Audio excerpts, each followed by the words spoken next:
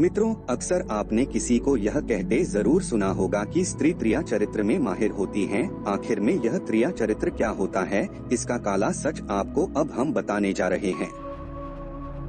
मित्रों, एक उक्ति है, स्त्रिया चरित्रम पुरुषस्य भाग्यम। यहाँ स्त्रिया शब्द संस्कृत में स्त्री शब्द की तृतीया विभक्ति है, जिसका अर्थ होगा स्त्री का चरित्र। यही स्त्रिया चरित्रम बाद में बिगड़कर त्रिया चरित्र हो गया है। लेकिन फिर भी लोग इस वाक्यांश कोई उपरोक्त उक्ति के अर्थों में ही प्रयोग करते हैं। स्त्री का चरित्र, पुरुष का भाग्य। देवता नहीं जानते, फिलहाल हम तो मनुष्य हैं।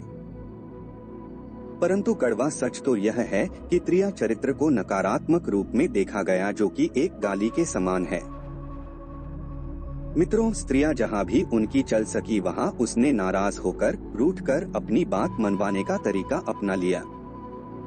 जो बात पुरुष अपने रुआब से मनवा लेता है, स्त्री को ऐसे हथकंडों से मनवानी पड़ती है। और समाज जो कि पुरुष शासित था, उन्होंने इसे त्रिया चरित्र कहकर बदनाम किया। क्रोध तब आता है जब स्त्रियां भी बिना सोचे विचारे यही शब्द प्रयोग करती हैं।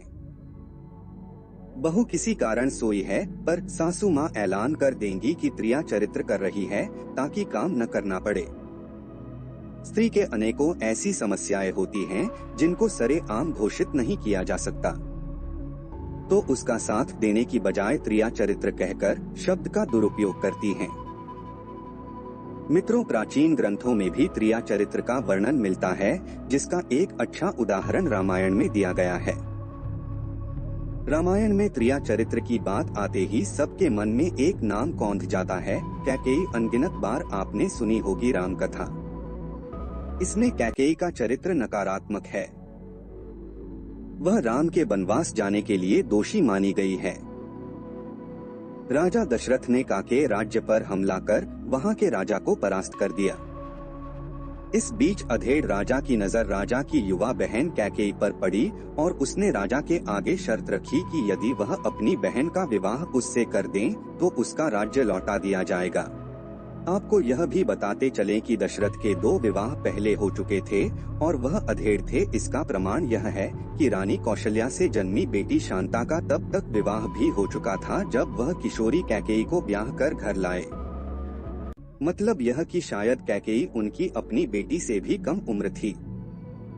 मित्रों, कैकेयी का विवाह इसी शर्त पर हुआ था कि उसका बेटा ही अयोध्या के राज्य का उत्तराधिकारी होगा। इस प्रकार से राजा दशरथ भी स्त्री के त्रिया चरित्र से नहीं बच सके थे। कुल मिलकर त्रिया चरित्र समझना किसी के बस की बात नहीं। मित्रों, आपको यह जानकारी कैसी लगी, आप हमें कमेंट करके बता सकते हैं। धन्यवाद आपका।